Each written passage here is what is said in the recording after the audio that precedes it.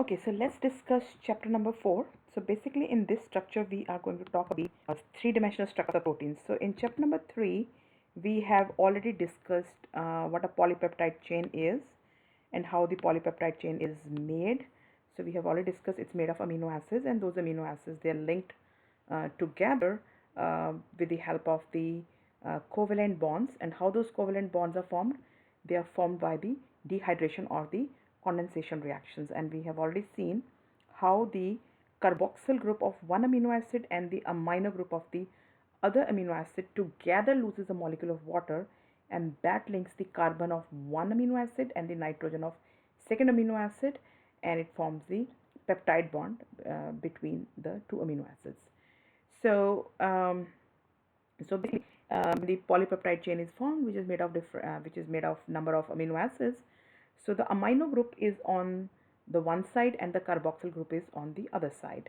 So the end which is with the amino groups, that is called N terminus, and the end of the polypeptide chain with the carboxyl group is called the C terminus. So this is again showing you the same thing which I discussed in chapter number 3 also. This is one amino acid, this is glycine, this is alanine, and you can see that this is the carboxyl group which is already in an ionized form, which means it has already lost hydrogen, and this is the amino group which has already gained one proton. So they together are going to lose one molecule of water, and that is going to result in the formation of together they lose one molecule of water, and they result in the formation of a peptide bond between carbon and the nitrogen. So this was already discussed in chapter number 3. So the polypeptide chain, which is basically a long polymer which is made of different kinds of amino acids. We know there are 20 different amino acids. So basically that is called the sequence of these acids. The sequence of these amino acids in a polypeptide chain, the sequence of these amino acids in a polypeptide chain is called the primary sequence of the protein. Now there are two different kinds of proteins. There are some proteins which are made of only one polypeptide chain. Those proteins are called monomeric proteins. And there are some proteins which are made of more than one polypeptide chain. Those proteins are called multimeric proteins. So basically, if the polypeptide is made of two polypeptide chains, we call them dimers. If they're made of three polypeptide chains, they're called trimers. And if they're made of four polypeptide chains, we call them tetramers. For example, hemoglobin. Hemoglobin is a protein which is a tetramer, which is made of four polypeptide chains, two alpha and two beta subunits. So this is showing you the protein called hemoglobin, which is the protein which is present in our red blood cells, and this protein is responsible for carrying oxygen throughout our body. So it is a protein which is basically a multimeric protein. It's a tetrameric protein. It's made of four polypeptide chains, two alpha and two beta. So this is a tetrameric or a multimeric protein. So now we are going to talk about basically the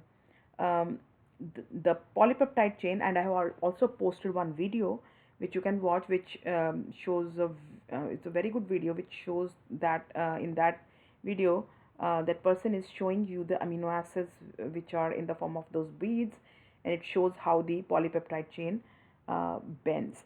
So the polypeptide chain, which is made of different amino acids, as you know, the structure of amino acid every amino acid has amino group, every amino acid a carboxyl group.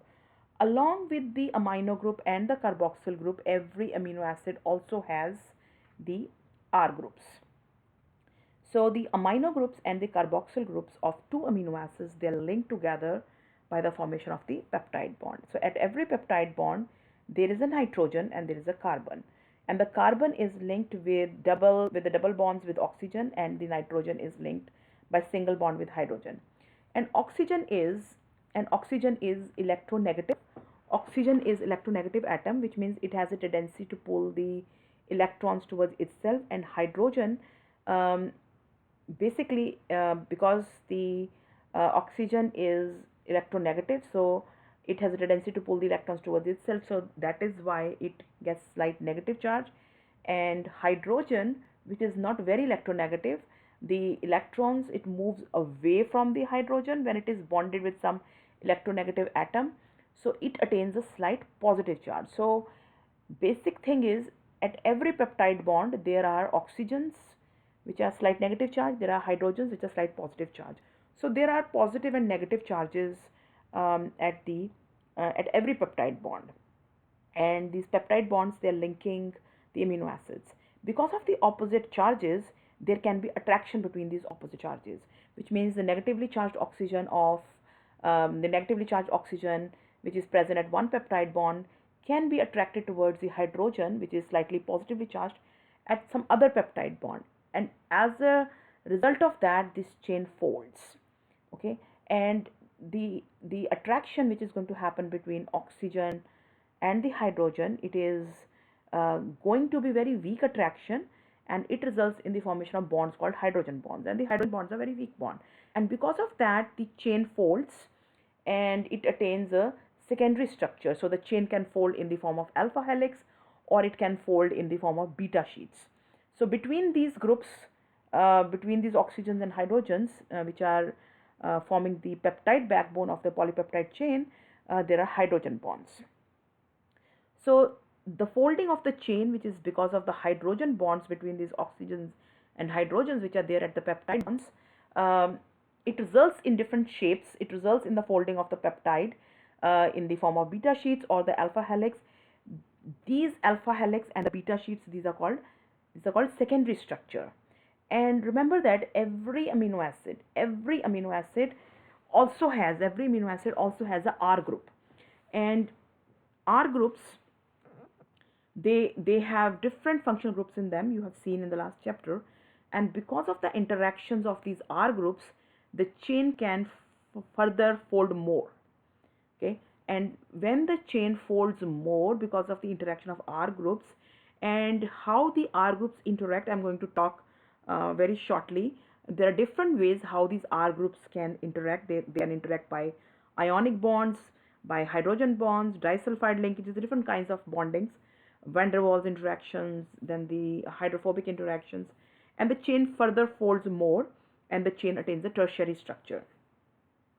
And if a protein is a multimeric protein, as I just discussed, which means a protein is made of different polypeptide chains, so the individual chains, they fold, they attain secondary structure, then they attain tertiary structure, and then these two fully folded chains, 2 or 3, whatever the kind of protein it is, these fully folded polypeptide chains, they can further interact with each other, and when they interact with each other, they can interact again by various kinds of interactions, which can be hydrogen bonds, disulfide linkages, hydrophobic interactions, van der Waals interactions, and then the protein attains a final three-dimensional structure, and that final three-dimensional structure is called the quaternary structure of the protein.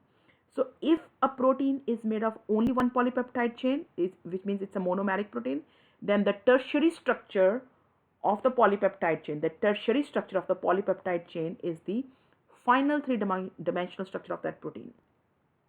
But if the protein is a multimeric protein, which means if the protein is made of more than one polypeptide chain, then these fully folded chains, which have already attained the tertiary structure, they are going to further interact, and then the protein is going to attain the final three-dimensional structure of the protein, which is called the quaternary structure. So if the protein is made of only one polypeptide chain, it is not going to have a quaternary structure. It will only have the tertiary structure. But if the protein is made of more than one polypeptide chain, it is going to have the quaternary structure. So now I'm going to talk to you about some of the interactions by which the chain folds. So the first kind of interaction I'm going to discuss is hydrogen bonds. Hydrogen bonds are very weak bonds, and they are usually between one electronegative atom and the another atom, which is like if the electronegative atom is interacting with the some other, so it's a bond between electronegative atom and the other atom, which is not very electronegative. So which means that the electronegative atom will have slightly negative charge on it, and the other atom, because it's not very electronegative, it has a tendency to basically lose electrons. So it's not a complete loss and gain, it's just a shift of the electron cloud. So hydrogen bond is usually formed between electronegative atom which has slight negative charge and the other atom which has slight positive charge. So these are weak bonds. Okay. Um, then the ionic bonds are usually between two groups which are positively and the negatively charged groups. Then the van der Waals interactions and hydrophobic interactions, these are kind of weak interactions which takes place between the non-polar groups. And the last kind of interactions is the disulfide bonds. Let's talk in more detail. So disulfide bonds are usually formed between the sulfur atoms of these two cysteine residues. Cysteine is amino acid which is sulfur groups. So disulfide linkages are a covalent bonds, and they are usually formed between the sulfurs.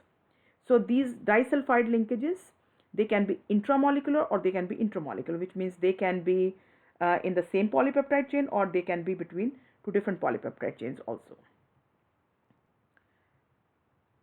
Let me show you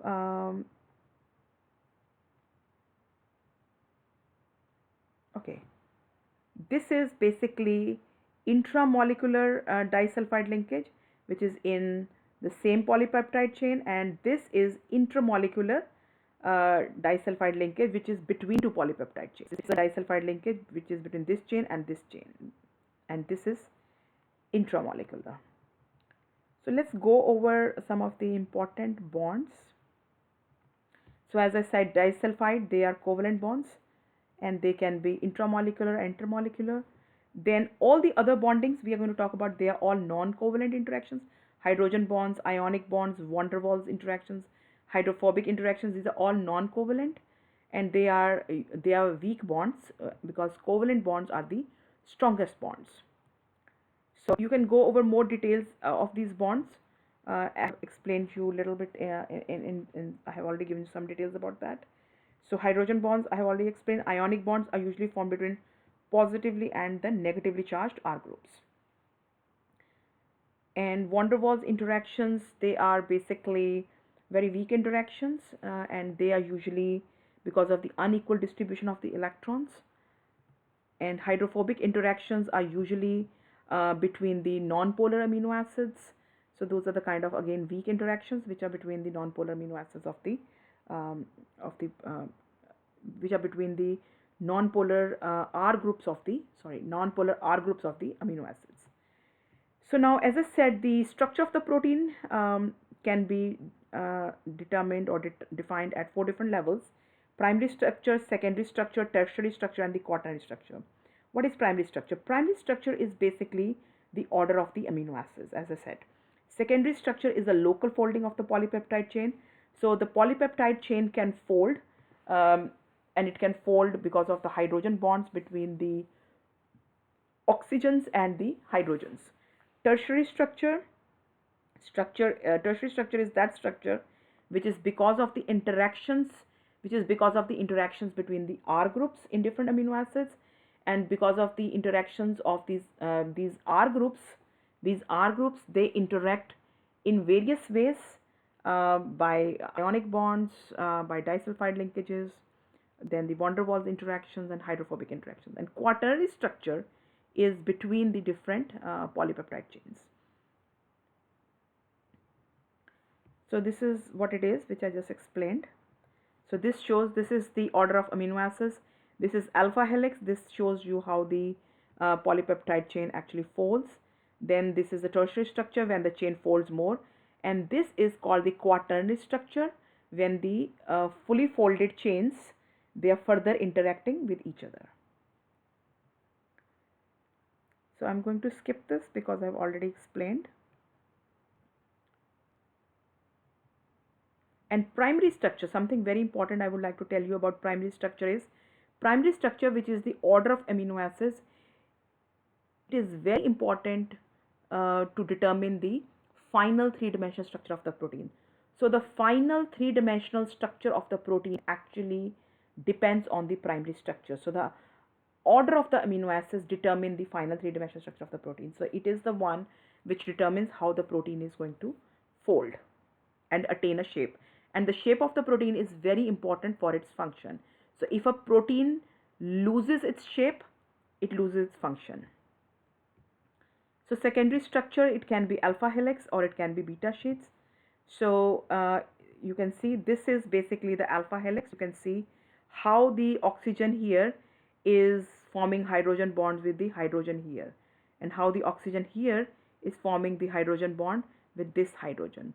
Okay, so this is happening between different amino acids.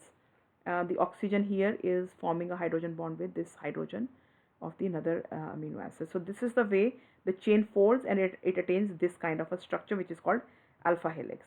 And then the beta sheets are basically uh, beta sheets are more extended sheet-like conformation, in which again the atoms, like the oxygens and the hydrogens, they are linked to each other by hydrogen bonds. So you can see that this is the oxygen here, and it is linked with the hydrogen here, and this hydrogen is linked with the nitrogen.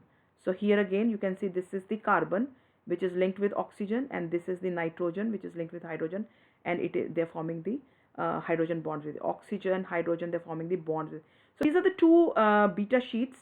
So this is the sheet like structures. This polypeptide chain is folding in this conformation, and the this is the secondary structure which is called the beta sheet. So it's basically the folding of the chain. So the beta sheets can be parallel or it can be anti-parallel. So if the two polypeptide chains which are forming beta sheets can form between the same polypeptide chain, or they can be formed between two different polypeptide chains also. So the polypeptide chains, or the part of the polypeptide chains which are forming beta, if the ends of those chains have N terminus on both sides and C terminus on both sides, then these kind of chains are called parallel sheets.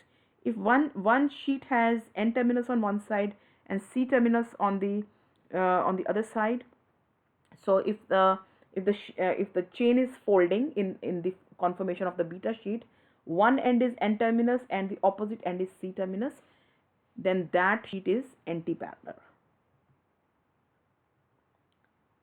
So here is basically giving you some of the examples. Which amino acids will form the alpha helix, and which amino acids will be involved in forming the beta sheets.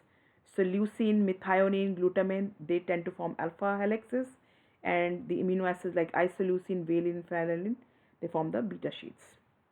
So proline is one of the amino acid which does not which is called the alpha helix breaker, because proline, the structure of proline, if you can go back and see the structure of proline, the structure of proline is such that the hydrogen which is present in the proline, it is actually forming a bond with the amino group which is present in the amino acid, and as a result of that, the hydrogen in the proline is not available to form hydrogen bonds with the oxygens of other amino acids, and as a result of that, it is considered as a alpha helix breaker because its hydrogen is not free.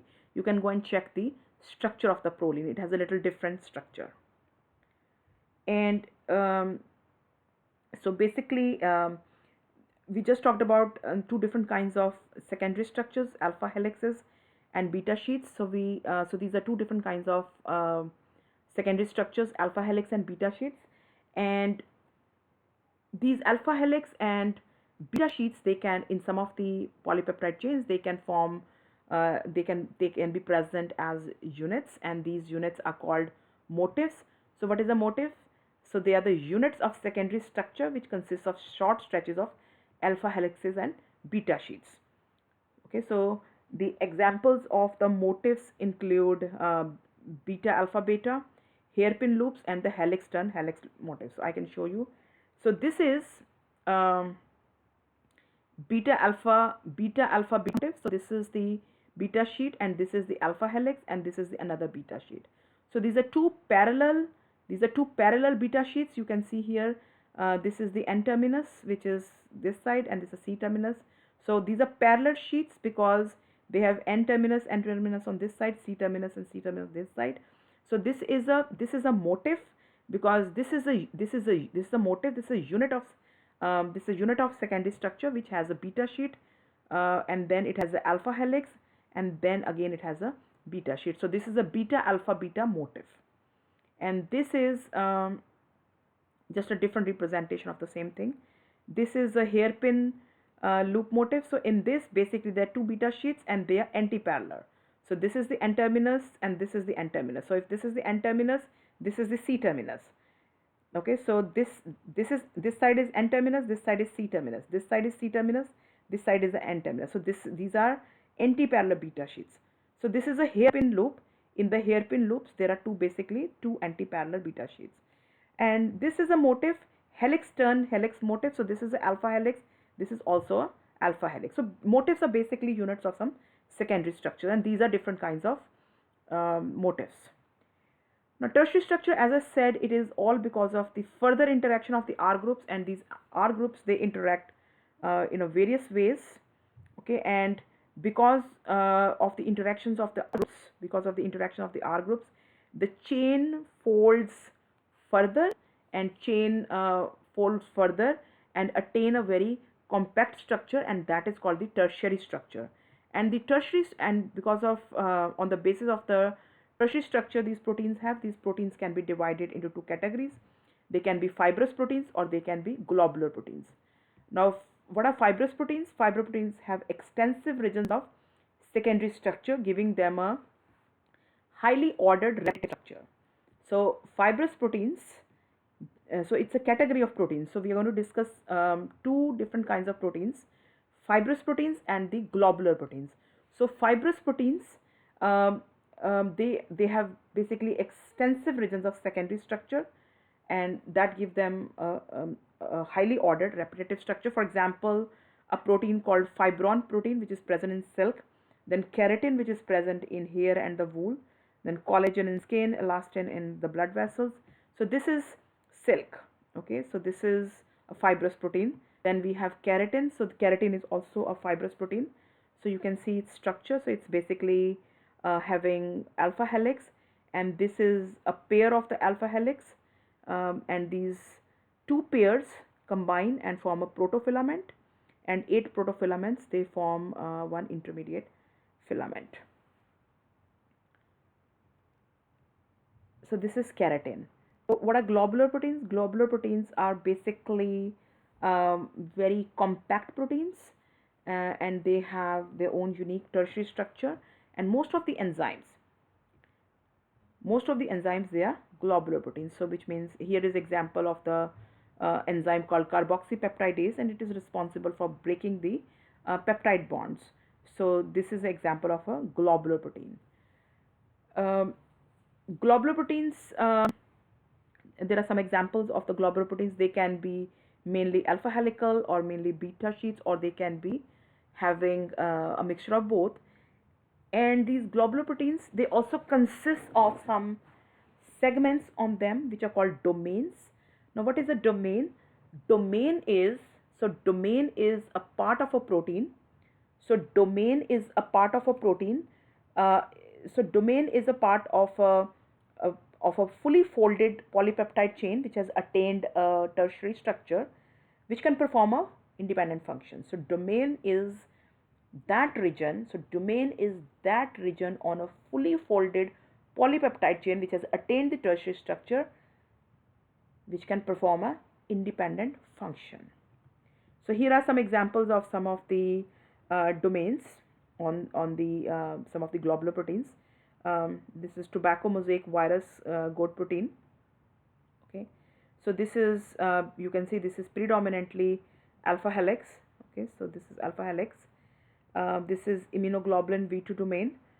This is predominantly beta sheets, and this is enzyme called hexokinase, and this is mixed alpha and beta helix. So these are alpha helix, then the beta sheets. So you can see here is you can understand. So this is a fully folded polypeptide chain. So this is a polypeptide chain which has attained secondary structure, and it has folded further to attain a tertiary structure. So it's a fully folded polypeptide chain which has attained the tertiary structure, and there are some regions on this fully folded polypeptide chain. These regions are called domains. So this is like domain 1, this is like domain 2. So these domains, they can perform independent function.